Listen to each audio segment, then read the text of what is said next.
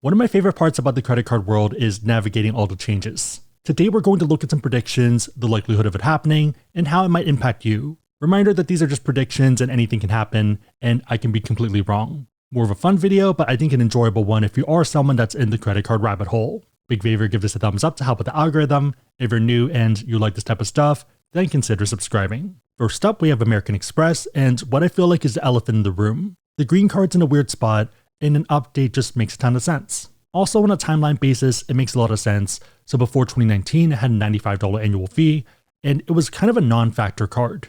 October 2019, they updated it and increased the annual fee to $150, added credits, and better multipliers. We're almost 6 years away now, and it feels due for an update. In terms of what the card might look like, my guess is that the annual fee is going up to $195, and they'll either swap out some of the credits or change some of those features. A big reason for this is because Lounge Buddy is already kind of being deprecated with the app shutting down mid last year. Even if you go to their site right now, they have a new banner message. American Express will retire LoungeBuddy.com on January 30th, 2025. You're no longer going to be able to purchase or access lounges using Lounge Buddy passes starting January 13th, 2025. Interestingly, eligible card members will continue to have access to American Express Global Lounge Collection. So there's kind of two ways for this to play out. Number one is for them to offer an American Express Collection Lounge Pass. So pretty much a rebrand.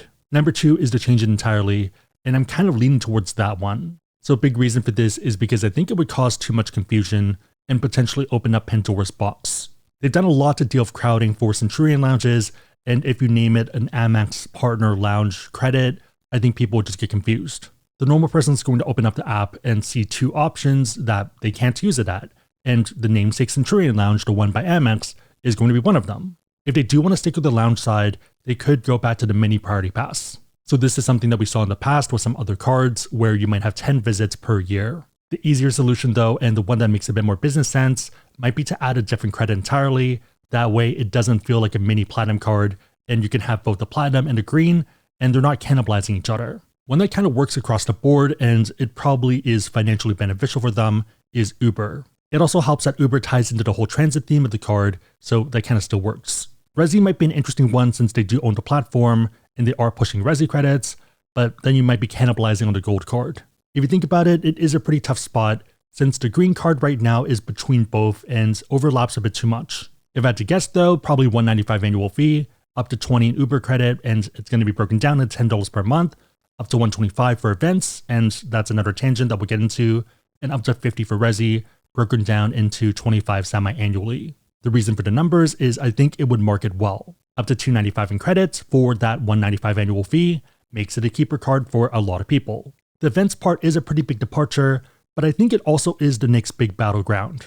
Consider that millennials and Gen Z have been their best performing cohort in terms of signups and other types of acquisition. The reason they've been so successful is that they're turning cards into a passport to culture and to access to different things. Even though a lot of us don't like Resi, that's not the case for everyone else. Apparently, Resi is one of the most popular platforms among their youngest cardholders. Also in Q4 of last year, 4 out of 5 customers that opened up the gold card was either a millennial or a Gen Z. The reason a lot of people have these cards is for better access to Resi reservations, whether that's early access to special events or that VIP diner badge. Also, there's apparently this whole world of people selling access to reservations, and it seems pretty profitable. Back to the green card, the key point for us is that those two demos they're focused on, Gen Z and millennials. From their own trend data and their research, you can actually see their playbook. These two demos care about travel, which the platinum card does pretty well, care about food, which the gold card does well, and then the last one, the last tier, is festivals and concerts. This is the trifecta that they want to win. The numbers are pretty telling of a lot of people wanting to go to music festivals and concerts, and maybe even travel to Europe or abroad in order to do it. To be fair though, I do kind of wonder if that's the Taylor Swift effect, so whether these numbers are a bit skewed. But yeah, however you slice it, music, concerts, and events are a big focus, and this is something the green card could conquer. The platinum has travel locked down and is doing well there, gold is doing well, food, so it just makes sense. Also consider whatever they've been doing over the past few years and even the last 12 months has worked out pretty well financially. So their stock is up 60% on the 1 year, which is really solid. We'll see what happens, but events feel like that big opportunity. On a bit of an unrelated note, if you are someone looking for a new brokerage, consider Moomoo. They're offering 8.1% APY on uninvested cash and up to 15 free stocks as a limited time offer. You're going to get 5 free stocks for depositing 100 and an extra 10 stocks for depositing 1,000. Current offer ends March 31st, 2025. They also do have a lot of advanced features, especially for traders and short-term investors. Reminder that Moomoo is a registered brokerage and regulated by FINRA. They're also a direct member in good standing with SIPC. Worst case, you're getting some free stocks for trying something, and best case, you like it. Reminder that for the promotion, you do need to keep assets in the account for 60 days, but otherwise feels fine. Tons of time to give it a test drive. If you're interested in testing it out, then go to asksabby.com/Moomoo or use the link down below. Capital One is an interesting one with the Venture X.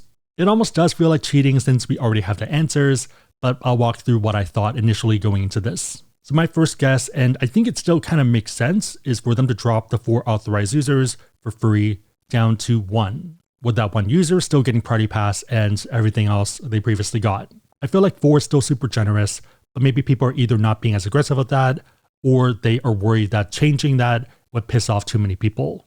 In terms of annual fees, I don't expect an increase, but could be wrong there. My read of the audience and people starting out is that $395 is a good anchoring point, and once you go over 400, then you're going to piss off some people and have them switch. But yet, with the information we already know with them getting rid of Plaza Premium and changing Priority Pass from unlimited to 2 guests, I think we are in a holding position, but curious what you think. I feel like that the card does well enough that they don't want to rock the boat too much and potentially ruin a good thing. Last one is Citi, which might be in the weirdest spot. So first off, it does sound like there are projects in the background, but the other part of it is that they're doing a ton of layoffs, and it's hard to launch stuff when staff is being cut. And this whole layoff thing isn't new. They're trying to lay off 20,000 people, and they stalled off at about 10,000, so there's still a lot of people to go. There's stuff in the pipeline, the product is moving, but for all you know, the truck driver is being canned. The Citi Strata Premier did launch last year, so there is progress. It's not moving, but I think a lot slower than we all expected. For example, that was filed back in December 2022, so about a year and a half to launch. Contrast this to American Express, who filed a trademark for the Centurion New York in January 2023, and then launched 6 months afterwards. Back to Citi, another one filed for 2022 was the Citi Strata Elite.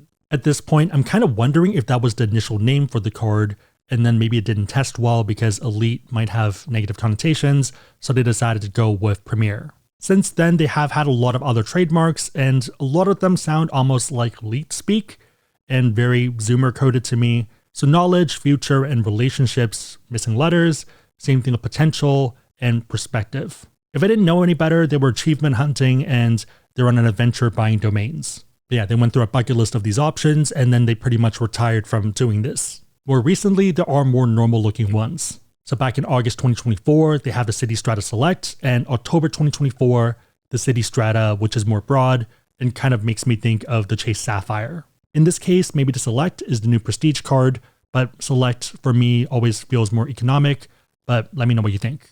In addition, in October 2024, they also filed for the Citi Strata Lounge, but it sounds like it's for music, culinary, sporting events, and thought leader events. So less airport lounges and more experiential. And to be fair, Chase and American Express have been using this pretty well to win a lot of customers. So pretty much all the major festivals and events will have one of the 2 sponsors of Chase or Amex. I do hope that Citi launches something because it's good for the ecosystem, but I'm not holding my breath. But yeah, happy to be proven wrong, and I hope I'm wrong. On that note, if you are someone that wants to learn about cards and you want to support the channel, we do have links on the website, asksabby.com, and also down below in the description box. Make sure the links are competitive, that they make sense for you, but otherwise it is a huge way to support the channel, so thank you in advance. Also, if you're curious, we do have an ad disclosure down below in the description box. If you made it to this point, leave a crystal ball emoji in the comments down below and I'll try to heart it and also respond.